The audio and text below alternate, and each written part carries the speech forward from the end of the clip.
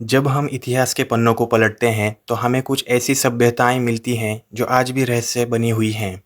इनका साम्राज्य भी उनमें से एक ही है।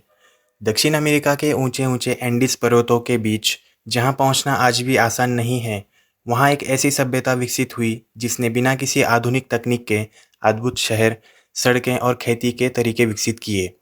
सोचिए, हजारों साल पहले बिना मशीनों, बिना लोहे के औजारों और बिना लिखित भाषा के लोग इतने उन्नत कैसे हो सकते थे? यही सवाल इंका सभ्यता को और भी दिलचस्प बनाता है। इंका साम्राज्य की शुरुआत 15वीं सदी के आसपास पेरू के एक छोटे से शहर कुस्को से हुई, जिसे वे अपनी पवित्र राजधानी मानते थे। धीरे धीरे शक्तिशाली शासकों के नेतृत्व में उन्होंने आसपास के क्षेत्रों को भी जीतना शुरू किया और एक विशाल साम्राज्य की स्थापना की।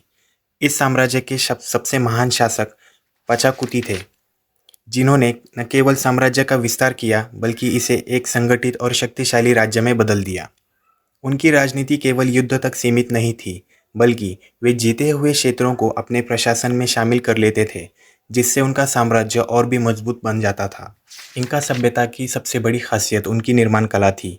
उन्होंने ऐसे पत्थरों का इस्तेमाल किया जो बिना किसी सीमेंट या गारे के इतनी मजबूती से जुड़े होते थे कि आज का भूकंप भी उनका कुछ नहीं बिगाड़ पाता।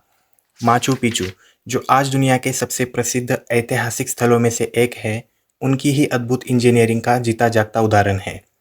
उन्होंने पहाड़ों पर सीढ़ीनुमा खेत बनाए, जिन्हें टेरेस फार्मिंग कहा जाता है, जिससे ऊंचाई पर भी खेती संभव हो सकी। यह केवल खेती नहीं बल्कि एक वैज्ञानिक प्रणाली थी जो पानी के बहाव और मिट्टी के संरक्षण को ध्यान में रखकर बनाई गई थी। इंका साम्राज्य का सड़क नेटवर्क लगभग 40,000 किलोमीटर लंबा था, जो पहाड़ों, जंगलों और घाटियों को जोड़ता था। इन सड़कों पर कोई वाहन नहीं चलते थे, लेकिन संदेश पहुंचाने के लिए चास्की नाम के धावक होते थे, जो तेजी से दौड़कर एक स्थान से दूसरे स्थान तक जानकारी पहुंचाते थे। ये धावक रिले सिस्टम में काम करते थे, यानी एक धावक कुछ दूरी तक दौड़ता और फिर दूसरा उसकी जगह ले लेता। इस तरह संदेश बहुत तेजी से पूरे साम्राज्य में फैल जाता था। यह सोचकर हैरानी होती है कि बिना किसी लिखित भाषा और आधुनिक तकनीक के उन्होंने इतना बड़ा प्रशासन कैसे संभाला।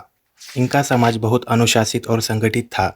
हर व्यक्ति को काम करना अनिवार्य था। कोई भी व्यक्ति बेरोजगार नहीं रहता था। मीता नामक प्रणाली के तहत लोग सरकार के लिए श्रम करते थे, जिससे बड़े बड़े निर्माण कार्य पूरे होते थे। उनके समाज में 3 मुख्य नियम थे: चोरी मत करो, झूठ मत बोलो और आलसी मत बनो। यह नियम इतने सख्त थे कि अपराध लगभग न के बराबर होते थे। इंका लोगों के पास लिखित भाषा नहीं थी, लेकिन फिर भी वे रिकॉर्ड रखते थे। इसके लिए वे किप्पू नामक की प्रणाली का उपयोग करते थे, जिसमें रंगीन रस्सियाँ और गांठों के जरिए जानकारी को स्टोर किया जाता था। हर गांठ और उसका स्थान एक विशेष अर्थ रखता था, जैसे संख्या, वस्तु या घटना। आज भी वैज्ञानिक इस प्रणाली को पूरी तरह समझ नहीं पाए हैं, जिससे यह एक बड़ा रहस्य बना हुआ है।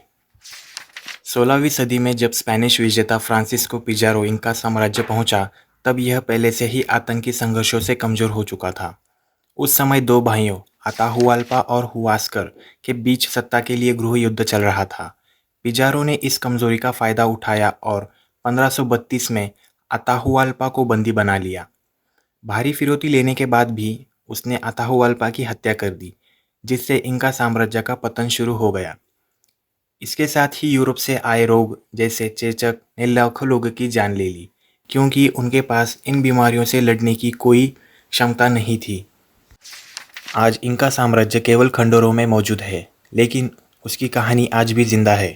माचू पिचू जैसे स्थल हमें यह दिखाते हैं कि सीमित संसाधनों के बावजूद इंसान क्या क्या कर सकता है। यह सभ्यता हमें सिखाती है कि संगठन, अनुशासन और प्रकृति के साथ संतुलन बनाकर हमें महान चीज़ें हासिल कर सकते हैं। इंका साम्राज्य का अंत भले ही अचानक हुआ हो, लेकिन उसकी विरासत आज भी पूरी दुनिया को प्रेरित करती है।